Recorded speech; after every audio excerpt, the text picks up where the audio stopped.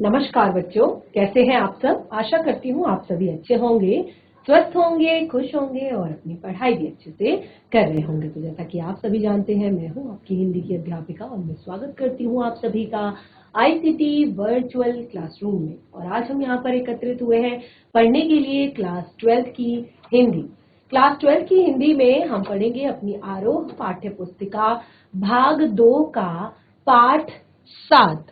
पाठ 6 उषा जो हमारी कविता थी वो हमारी कंप्लीट हो चुकी थी। उसको हमने बहुत अच्छे से पढ़ा, उसको भावार्थ सहित हमने यहाँ पर पढ़ा।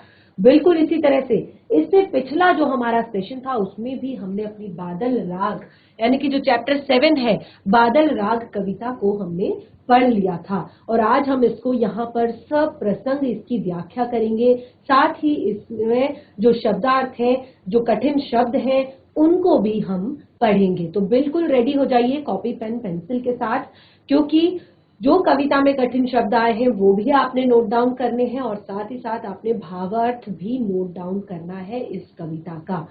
और सब प्रसंग, क्योंकि प्रसंग के साथ नोट डाउन करना है, क्योंकि जिस तरह से आप देखते हैं, आप बोर्ड एग्जाम्स के सैंपल पेपर देखेंगे तो उसमें आप देखेंगे कि आपकी जो कविता के आपके काव्यांश जो आते हैं तो उनकी आपको व्याख्या करनी होती है, उनसे जुड़े हुए प्रश्नों के उत्तर आपको देने होते हैं।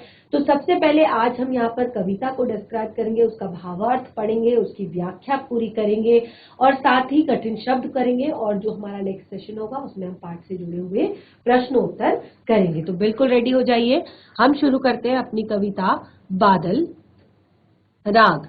तो कविता हमारी लिखी गई है सूर्यकांत त्रिपाठी निराला जी द्वारा। कविता के कवि हैं सूर्यकांत त्रिपाठी निराला जी। और निराला जी के विषय में आपकी पाठ्य पुस्तिका में भी दिया गया है इनका जीवन परिचय। तो जीवन परिचय को पढ़ना हम शुरू करते हैं। सूर्यकांत त्रिपाठी निराला जी, जिनको महाप्राण कवि भी कहा जाता है, का जन्म सन 1899 में बंगाल राज्य के महिषादल नामक स्थान पर हुआ था, जो कि मेदिनीपुर जिले में है।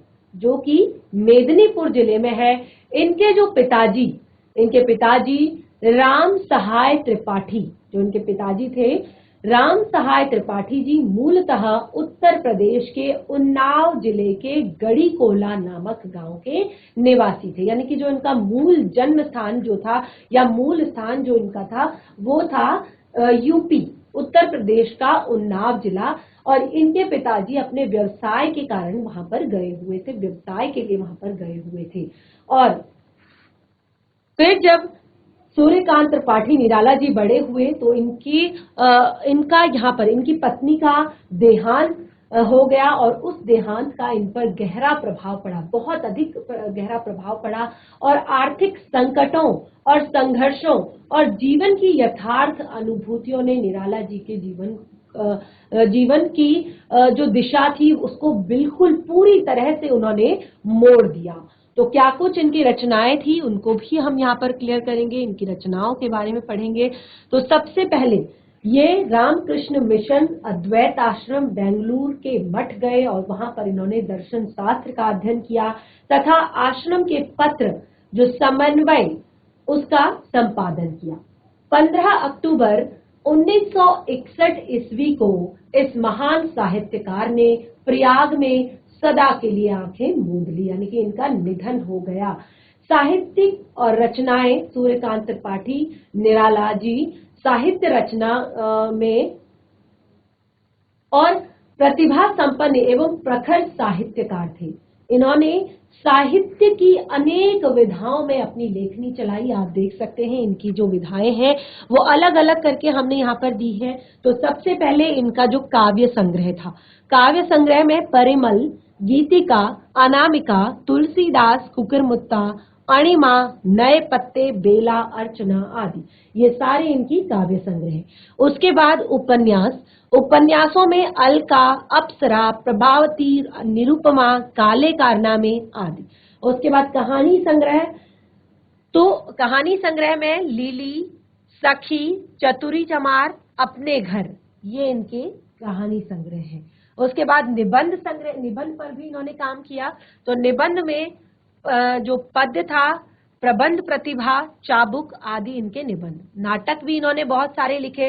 नाटक में समाज, शकुंतला, उषा, अनिरुद्ध आदि, और बहुत सारे अनुवाद भी इन्होंने किए। तो इसमें आनंद मठ, कपाल कुंडला, चंद्रशेखर, दुर्गेश नंदिनी, रजनी, देवी चौधरानी, रेखा चित्रों के पर भी इन्होंने अपनी लेखनी चलाई, जो कि था कुल्ली भाट, बिल्लेसुर, बकरीहा। उसके बाद कई पत्रिकाओं का इन्होंने संपादन भी किया, और वो पत्रिकाएं हैं समन्वय पत्र तथा मतवाला पत्रिका का संपादन इन्होंने किया। तो इस तरह से आप देख सकते हैं कि ये इनको महाप्राण क्यों कहा गया है, क्योंकि इन्होंने अनेक अलग अलग साहित्य की अलग अलग विधाओं पर इन्होंने अपनी लेखनी चलाई। साहित्य की अलग अलग विधाओं पर विधाओं में इन्होंने लिखा।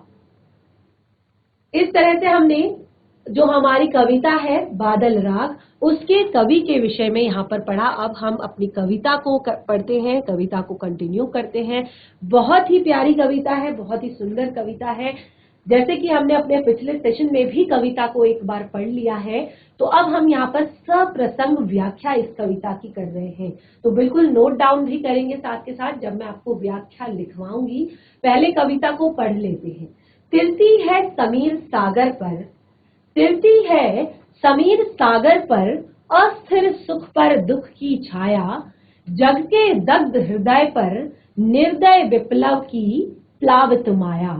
जग के दग्ध हृदय पर निर्दय विप्लव की प्लावित माया, यह तेरी रण तेरी भरी आकांक्षाओं से घन भेरी गर्जन से सजग सुप्त अंकुर उर में पृथ्वी के साशमों आशाओं से नव जीवन की ऊंची सर कर ताक रहे ए विप्लव के बादल। बहुत ही प्यारी पंक्तियां। तो तिरती है समीर सागर पर, अस्थिर सुख पर दुख की छाया। तो आप देख सकते हैं चित्र भी एक इसी प्रकार का आपको दिखाया गया है कि जिस प्रकार समुद्र के ऊपर बादल छाए हुए रहते हैं, समुद्र के ऊपर बादल छाए हुए होते हैं, ऐसे ही अस्थिर सुख पर, सुख क्या है, सुख और दुख हमारे जीवन में ये दोनों चीजें ऐसी हैं कि जो कभी भी स्थिर नहीं है। ऐसा नहीं है कि आपको सुख आज है तो वो सुख ही रहेगा, या दुख है तो वो दुख ही रहेगा। तो अस्थिर सुख पर दुख की छाया, तो इसमें बहुत सारे ऐसे शब्द हैं जिनका आपने यहाँ पर भावार्थ समझना है, यानी कि कठिन शब्दों को आपने पहले समझना है। तो कुछ शब्दार्थ हमने यहाँ पर लिखे हैं। तिरती, पहला शब्द है तिरती। तो तिरती का अर्थ होता है तैरती, ठीक है। तिरती जो आपका शब्द है उसका अर्थ होता है तैरती। समीर सागर, समीर सागर यानी कि वायु रूपी समुद्र। अस्थिर, अस्थिर का अर्थ होता है क्षणिक, जो कुछ देर के लिए ही हो, क्षणिक जो थोड़ी देर के लिए हो। दग्ध, दग्ध का अर्थ होता है जला हुआ। निर्दय अर्थात बेदर्द। विप्लव का अर्थ होता है विनाश। प्लावित का अर्थ होता है बाढ़ से ग्रस्त। रण तेरी, युद्ध की नौका। रण तेरी अर्थात युद्ध की नौका। माया, माया का अर्थ होता है खेल। आकांक्षा, आकांक्षा का अर्थ होता है कामना। भेरी, रण तेरी, रण तेरी, तो भेरी का अर्थ होता है नगाड़ा। सजग का अर्थ होता है जागरूक। सुप्त का अर्थ होता है सोया हुआ। और अंकुर, अंकुर का अर्थ होता है जो बीज से निकला हुआ एक नन्हा पौधा होता है, जो अभी अभी अंकुर जिसमें फूटा है, यानी कि एक पौधा है, एक बीज है, और उसको अनुकूल परिस्थितियों में जब हम रख देते हैं तो उसमें से क्या होता है, अंकुर फूट जाता है, यानी कि एक नन्हा सा पौधा निकल आता है। इसी तरह से उर, उर का अर्थ होता है हृदय। उसके बाद ताकना, ताकना अर्थात एक टक देखना। तो देखिए हमने कहा था कि हम इसका सप्रसंग व्याख्या करेंगे, तो एक बार कविता की पंक्तियां फिर से पढ़ लेते हैं। तिरती है समीर सागर पर, अस्थिर सुख पर दुख की छाया, जग के दग्ध हृदय पर निर्दय विप्लव की प्लावित माया।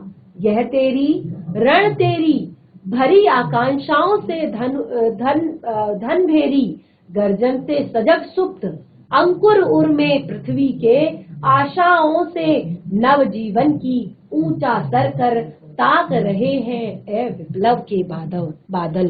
तो क्या इसका प्रसंग हम लिखेंगे। प्रस्तुत काव्यांश हमारी पाठ्य पुस्तिका आरोह भाग 2 में संकलित कविता बादल राग से ली गई है। इसके रचयिता महाकवि सूर्यकांत त्रिपाठी निराला जी हैं।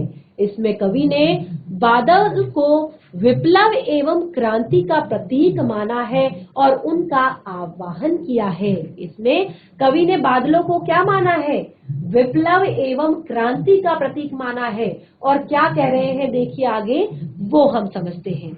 तो कवि यहाँ पर बादलों को संबोधित करते हुए कहते हैं कि हे क्रांति के दूत। बादलों को क्या कहा है, बादलों को क्रांति दूत कहा है। तो कहते हैं हे क्रांति दूत रूपी बादल, तुम ऐसे मंडरा रहे हो जैसे पवन रूपी सागर पर कोई नौका तैर रही हो।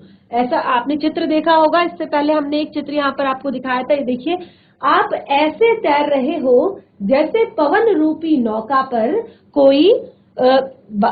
कोई तैर रहा हो।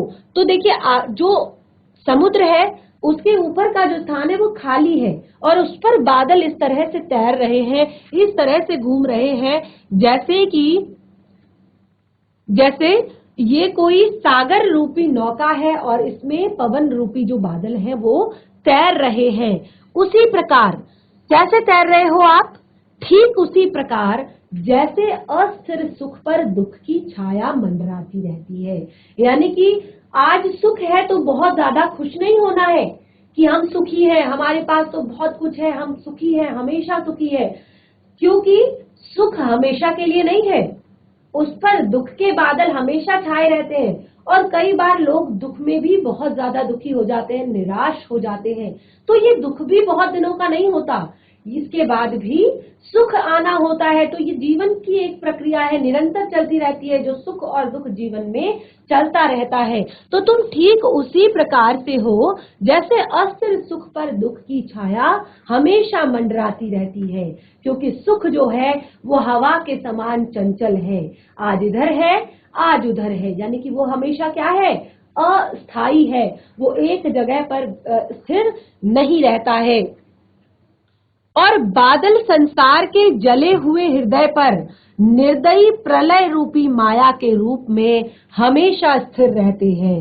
जो बादल है वो संसार के जले हुए हृदय पर, दग्ध हृदय कहा था ना यहाँ पर, जला हुआ हृदय। यानी कि देखिए गर्मियों के समय में क्या होता है, जब गर्मियां होती है तो संसार एक तरह से पानी के लिए त्रस्त हो जाता है, चारों ओर त्राही त्राही हो जाती है, बहुत ज्यादा गर्मी, सबको वर्षा का इंतजार होता है, सबको बारिश का इंतजार होता है। तो बिल्कुल यहाँ पर यही कहा गया है कवि के द्वारा, बादल संसार के जले हुए हृदय पर निर्दयी प्रलय रूपी माया के रूप में हमेशा स्थिर रहते हैं। और बादलों की ये युद्ध रूपी नौका में जो आम आदमी है उसकी इच्छाएं भरी हुई होती हैं। अब ये आम आदमी की इच्छाएं क्या होती हैं, देखिए जो आम इंसान होता है, यहाँ पर बादलों को क्या कहा है, क्रांति का दूत। बादलों को क्या कहा है, क्रांति का दूत। और ये बादल किसके पक्ष में है, आम इंसान के पक्ष में है। उस इंसान के पक्ष में है जो अपने खेत में बीज डालकर छोड़ आया है इस आशा में कि बादल गरजेंगे, बादल बरसेंगे और एक नया अंकुर फूटेगा, एक नव जीवन की आशा उसके अंदर आती है। लेकिन ये सिर्फ किसके अंदर है, ये सिर्फ आम जनों के ऊपर है। जैसे जो आम जनता है वो क्या करती है, वो बोलती है अरे वर्षा हो जाए तो थोड़ा सा ठंडक पड़ जाए, बहुत ज्यादा गर्मी बढ़ गई है। लेकिन जो बड़े लोग होते हैं उनको इस बात से कोई परवाह नहीं कि ठंड पड़ रही है या गर्मी हो रही है, क्योंकि उनके पास गर्मियों में ठंडे एसी है, सर्दियों में गर्म एसी है। वो गाड़ी में भी बैठते हैं, उनकी गाड़ी में भी एसी है, वो ऑफिस जाते हैं, ऑफिस में भी एसी है, घर में भी एसी है, हर जगह उनको इस चीज चीज से उनको मतलब नहीं रहता कि बारिश होगी तो थोड़ा मौसम ठंडा होगा। ये चीज एक आम आदमी के लिए है जो दिन भर फेरी लगाता है, सामान बेचता है, दुकान पर बैठा हुआ है, या दिन भर धूप में गाड़ी चलाकर अपने ऑफिस जा रहा है, गाड़ी चलाकर घर आ रहा है, और या पैदल यात्रा कर रहा है। तो ये सारी चीजें हैं एक आम इंसान के लिए, एक आम आदमी के लिए, जो हमेशा प्रार्थना करता है इस नए जीवन के लिए। तो यहाँ पर क्या कहा है कि इस युद्ध रूपी नौका में आम आदमी की इच्छाएं भी भरी हुई रहती हैं। अब ये कैसी इच्छाएं हैं? कवि कहता है कि हे बादल, तेरी इस भारी भरकम गर्जना में धरती के गर्भ में सोए हुए जो अंकुर हैं वो भी सजग हो जाते हैं। यानी कि गर्मी के टाइम पे आप देखो कि चारों तरफ का जो वातावरण होता है बहुत ज्यादा शुष्क हो जाता है, बहुत ज्यादा सूखा हो जाता है, और उसी के बाद जैसे ही पहली वर्षा होती है, पहली बारिश जो होती है, उसके कुछ दिनों बाद आप देखेंगे कि चारों तरफ हल्की हल्की हरियाली छाने लगती है, और जैसे ही वर्षा ऋतु का आगमन होता है तो चारों तरफ जो है हरियाली फैल जाती है। पूरे हरी भरी घास, हरे भरे पेड़ पौधे चारों तरफ उग जाते हैं, और जो सुप्त अवस्था में पड़ा है जो बीज, वो भी अंकुरित हो जाता है।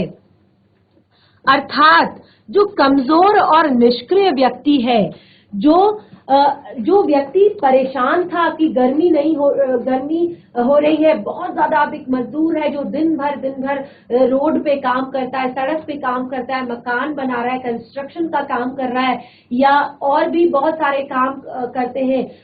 एक जो मिडिल क्लास के जो लोग होते हैं या निम्न वर्ग के जो लोग होते हैं, आम आदमी जो होता है वो हर तरह के काम करता है और उसको हर परिस्थिति में घर से बाहर निकलना पड़ता है, चाहे धूप हो, चाहे गर्मी हो, चाहे कितनी भी तेज कितना भी ज्यादा टेम्परेचर धरती पर क्यों ना हो। तो आज उस व्यक्ति के हृदय में भी खुशी है, और अब वो कमजोर और निष्क्रिय हुआ व्यक्ति भी संघर्ष करने के लिए तैयार हो जाता है, क्योंकि वो कृषक जो अभी तक दुखी था, अभी तक परेशान था, अब वो अपने खेतों में हरियाली देखकर अपने खेतों में एक शुष्क उसके खेत पड़ गए थे, सूख गए थे जो उसके खेत, किसी भी प्रकार की फसल लगाने के लिए जो तैयार नहीं थे, अब वो खेत उसके तैयार हो चुके हैं फसल लगाने के लिए।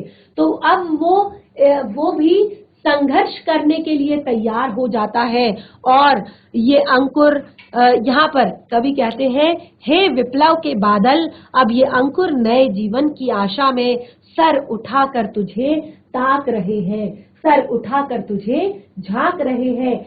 यानी कि अब वो जो अंकुर, वो जो बीज धरती पर पड़ा सूख रहा था, जब पहली बारिश हुई तो उसमें से अंकुर फूट पड़ा और वो धीरे धीरे पौधा बनने लगा, और अब वो ऊपर की तरफ, आसमान की तरफ ताक रहा है, आसमान की तरफ झांक रहा है, देख रहा है आशा से सिर उठाकर। यानी कि उसके अंदर एक नए जीवन की आशा उसके अंदर जग गई है। अर्थात जो शोषित लोगों का मन है, शोषित जो लोग हैं, उनके मन में भी अब अपने उद्धार की आशाएं फूट पड़ती हैं। तो इस तरह से यहाँ पर बताया है कि जो उच्च वर्ग के जो लोग होते हैं वो निम्न वर्ग के जो लोगों पर अत्याचार करते हैं, उन पर जो बहुत सारे उनको दंड देते हैं। तो ऐसे लोगों में जब ये क्रांति रूपी जब बादल आया है तो उनके मन में भी, उन शोषित लोगों के मन में भी अपने उद्धार की आशाएं फूट पड़ी हैं, अपने उद्धार की आशाएं उनके अंदर भी जग गई हैं। इस तरह से जो पहला हमारा काव्यांश था उसका यहाँ पर जो अर्थ है वो हमने पढ़ लिया है, और बहुत अच्छे से हमने इसके अर्थ को एक्सप्लेन यहाँ पर कर दिया है, साथ ही शब्दार्थ भी हमने यहाँ पर क्लियर कर दिए हैं। नेक्स्ट अगला इसी का काव्यांश हम पढ़ते हैं। फिर बार बार गर्जन है, वर्षण है मूसलधार। फिर बार गर्जन है, वर्षण है मूसलधार। संसार सुन घोर वज्र हुंकार। अशनित पात से शापित उन्नत, शत वीर छत विछत हंत अचल शरीर, गगन स्पर्शी स्पर्धाधीर, हंसते हैं छोटे पौधे लघुमार, शस्य अपार, हिल हिल खिल खिल, हाथ हिलाते तुझे बुलाते, विप्लव रव से छोटे ही है शोभा पाते। बहुत ही प्यारी पंक्तियां, बहुत ही सुंदर पंक्तियां। फिर बार बार गर्जन वर्षण है मूसलधार। अब वर्षा ऋतु आ चुकी है और गर्जना और जो वर्षण है, गर्जना और जो वर्षण है वो मूसलाधार हो रही है और इस मूसलधार वर्षा में हृदय थाम लेता है संसार। इस मूसलधार वर्षा को देखकर संसार भी हृदय को थाम लेता है, डर जाता है, सुनकर घोर वज्र हुंकार। जब इसी बीच वज्र की आवाज आती है, बहुत तेज बिजली जब कड़कती है, तो उस वज्र की हुंकार को सुनकर हृदय संसार अपना हृदय थाम लेता है। और अब हम इसकी सप्रसंग व्याख्या करते हैं, लेकिन इससे पहले कुछ शब्दों के अर्थ हम यहाँ पर पढ़ेंगे, कठिन शब्दों के। वर्षण, वर्षण का अर्थ होता है बारिश। मूसलाधार, मूसलधार का अर्थ होता है जोरों की बारिश, बिल्कुल बहुत तेज जब वर्षा ऋतु होती है तो मूसलाधार बारिश हो रही होती है। हृदय थामना, हृदय थामना अर्थात भयभीत होना। जब बहुत ज्यादा बारिश हो जाती है तो हम भी डर जाते हैं, अरे बाप रे कि आज तो बहुत ज्यादा बारिश हो गई। वज्र, वज्र घोर का अर्थ होता है भयंकर। वज्र हुंकार का अर्थ है वज्रपात के समान भयंकर आवाज। कभी कभी जब बहुत तेज बिजली कड़कती है तो क्या होता है, कई कई जगहों पर वज्रपात हो जाता है, बिजली गिर जाती है, तो उससे बहुत तेज आवाज आती है। तो ये हुंकार ऐसी है, ये वज्र हुंकार ऐसी है जैसे वज्रपात के समान भयंकर आवाज आ रही हो। अशिनपात, अशिनपात का अर्थ होता है बिजली गिरना। शापित, शापित का अर्थ होता है शाप से ग्रस्त, श्राप से ग्रस्त। उन्नत, उन्नत का अर्थ होता है बड़ा। शत शत अर्थात सैकड़ों। विक्षिप्त का अर्थ होता है घायल होना। हत का अर्थ होता है मरे हुए। अचल का अर्थ होता है पर्वत। गगन स्पर्शी, आकाश को छूने वाला। स्पर्धा, आगे बढ़ने की होड़ करने हेतु बेचैनी, यानी कि एक कंपटीशन, प्रतियोगिता। स्पर्धा का अर्थ होता है एक कंपटीशन करना। लघुमार, लघुमार का अर्थ होता है हल्के से, छोटे से। शस्य, शस्य का अर्थ है हरियाली। अपार का अर्थ होता है बहुत और रव का अर्थ होता है शोर। तो यहाँ पर क्या कहा है, एक बार फिर से कविता की पंक्तियां रिपीट करते हैं। फिर बार बार गर्जन वर्षण है मूसलधार, हृदय थाम लेता संसार, सुन सुन घोर वज्र हुंकार। अशिनपात से शापित उन्नत, शत शत वीर, शत विशत उन्नत हंत अचल शरीर, गगन स्पर्शी स्पर्धाधीर, हंसते हैं छोटे पौधे लघुमार, शस्य अपार, हिल हिल खिल खिल, हाथ हिलाते तुझे बुलाते, विप्लव रव से छोटे ही शोभा पाते। तो यहाँ पर सप्रसंग व्याख्या करेंगे। तो व्याख्या देखिए, जो प्रसंग है वो मैंने आपको बताया कि आपकी जो कविता आप लिखते हैं, जो भी कविता आप पढ़ते हैं, अगर आप उसकी व्याख्या कर रहे हैं तो सभी कविताओं के जो प्रसंग होते हैं, एक कविता का जो प्रसंग होता है वो सारे काव्यांशों के लिए सेम होता है, केवल व्याख्या जो है वो अलग होती है। तो प्रसंग में बिल्कुल आपने वही लिखना है जो आपने पहले में लिखा है। प्रस्तुत काव्यांश हमारी पाठ्य पुस्तिका आरोह भाग 2 में संकलित कविता बादल राग से ली गई है। इसके रचयिता महाकवि सूर्यकांत त्रिपाठी निराला जी हैं और यहाँ पर कवि ने बादलों को विप्लव एवं क्रांति का प्रतीक मानकर उसका आवाहन कर रहे हैं, यानी कि बादलों को बुला रहे हैं। आवाहन करने का अर्थ होता है बुलाना। अब हम इसकी व्याख्या करते हैं। तो कवि क्या कहते हैं, कवि कहते हैं, हे क्रांतिकारी बादल, तुम बार बार गर्जन करते रहो, तथा मूसलाधार बारिश करते रहो, मूसलाधार वर्षा करते रहो। तुम्हारी वज्र के समान भयंकर को आवाज को सुनकर संसार अपना हृदय थाम लेता है, संसार अपने हृदय को थाम लेता है तुम्हारी इस वज्र के समान हुंकार को सुनकर। बिजली गिरने से आकाश की ऊंचाइयों को छूने की इच्छा रखने वाले जो पर्वत है, आपने देखा होगा कि पहाड़ों पर जो बिजली होती है वो ज्यादातर ऊंचाई वाले इलाकों पर गिरती है, चाहे वो पहाड़ हो, चाहे वो ऊंचे मकान हो, चाहे वो ऊंचे ऊंचे पेड़ हो, वहां पर बिजली सबसे ज्यादा गिरती है। तो क्या कवि यहाँ पर कह रहे हैं? कवि कह रहे हैं कि तुम्हारी वज्र के समान भयंकर आवाज को सुनकर संसार हम अपना हृदय थाम लेता है और भयभीत हो जाता है। और बिजली गिरने से, जब आकाश से बिजली गिरती है, वज्रपात होता है, तो आकाश की ऊंचाइयों को छूने की इच्छा रखने वाले जो पर्वत होते हैं, यानी कि जो यहाँ पर देखिए जो बार बार बड़े लोगों के बारे में कहा है, तो ऐसे जो पूंजीवादी जो लोग होते हैं, जो छोटे लोगों पर तानाशाही करते हैं, छोटे लोगों को परेशान करते हैं, ये उनके लिए कहा है कि जो आकाश को छूने की ऊंचाई रखने वाले पर्वत होते हैं, जैसे रण क्षेत्र में वज्र के प्रहार से बड़े बड़े वीर मृत्यु को प्राप्त हो जाते हैं। रण क्षेत्र जो युद्ध भूमि होती है, ये जो पर्वत है, ये इसी प्रकार घायल हो जाते हैं, इसी प्रकार छत विछत हो जाते हैं, जिस प्रकार युद्ध भूमि में बड़े बड़े वीरों का शरीर भी छत विछत हो जाता है एक समय पर। तो अब जैसे ये जो बड़े बड़े जो वीर होते हैं, ये युद्ध भूमि में रण क्षेत्र में वज्र का प्रहार लगने पर मृत्यु को प्राप्त हो जाते हैं।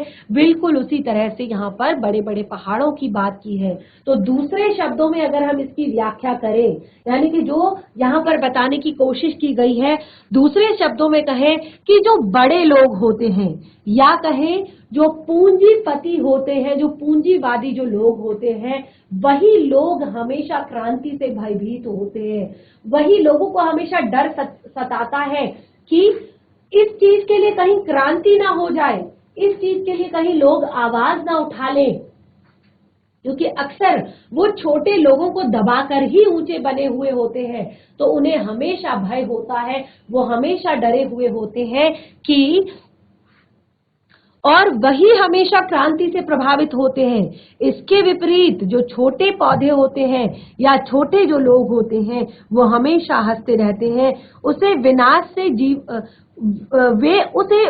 विनाश से जीवन को प्राप्त करते हैं, यानी कि उनके लिए तो एक नई आशा है, नई आस उनके जीवन में जगती है, और वे अपार हरियाली से प्रसन्न होकर हाथ हिलाकर तुझे बुलाते हैं।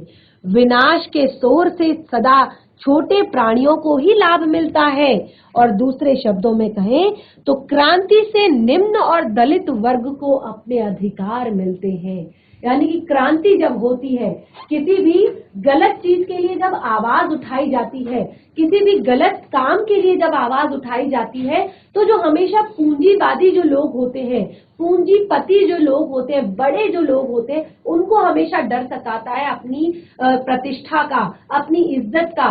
लेकिन जो छोटे लोग होते हैं, हमेशा क्रांति होने पर, किसी बात के लिए आवाज उठाने पर छोटे लोगों को उनके अधिकार मिलते हैं। छोटे जो लोग होते हैं वो अपने अधिकारों को प्राप्त करते हैं। अपने जीवन में उनको एक नई आस मिलती है कि हाँ, अब हमारा रास्ता यहाँ से खुल गया है, शायद हम अपने जीवन में आगे बढ़ पाएं, कुछ कर पाएं। तो इस तरह से हमने यहाँ पर अपनी कविता बादल राग के 2 काव्यांश पढ़ लिए हैं, और काफी कुछ हमने यहाँ पर इन काव्यांशों से सीख लिया है। और साथ ही इन काव्यांश में आप देख रहे हैं कि बहुत सारे कठिन शब्द हैं। तो आज आपका होमवर्क ये है कि आपकी पाठ्य पुस्तिका आरोह में दी गई जो ये कविता है, इसमें से आप कठिन शब्दों को छाटेंगे, और जितना भी आपको यहाँ पर भावार्थ एक्सप्लेन किया गया है, उन कठिन शब्दों के माध्यम से पहले तो कठिन शब्दों के अर्थ लिखेंगे, और फिर इन 2 काव्यांशों का इसी तरह से भावार्थ लिखेंगे, सप्रसंग व्याख्या करेंगे। बाकी हम कविता को कंटिन्यू करेंगे अपने नेक्स्ट सेशन में। आज का सेशन हमारा यहीं पे समाप्त होता है। तब तक के लिए धन्यवाद। आपका दिन शुभ हो।